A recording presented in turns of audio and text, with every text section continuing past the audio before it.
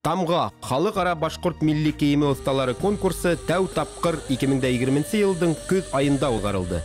Проект милли кийимдең үҙенсәлекле булыуына, уның этник төрлөлөгөнә һәм хәҙерге мода тенденциялары менән бер рәттә килә алыуына игътибарҙы йәлеп итүгә йүнәлтелде. Конкурс 3 этапта уҙғарылды. Бәйгелә 1439 эш катнашты.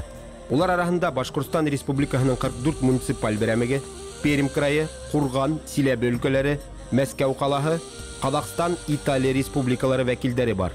Баһалама ағзалары ҡатнашыусыларҙың эштәрен бер нисә номинацияла баһаланы.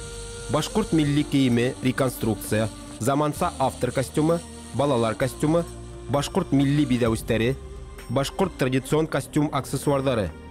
Тамға конкурста йомғаҡ яһау, оҫталарҙың эштәрен баһалау, финалистарҙы һәм еңеүселәрҙе бүләкләү тура эфирҙа Республика халыҡ ижады үҙәге YouTube каналында барды.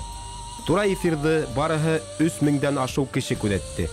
Шулай уҡ, конкурс сиктәрендә йылда бәйге еңеүселәренең башҡорт милли кейемдәре күргәҙмәһен үткәреү ҡаралған.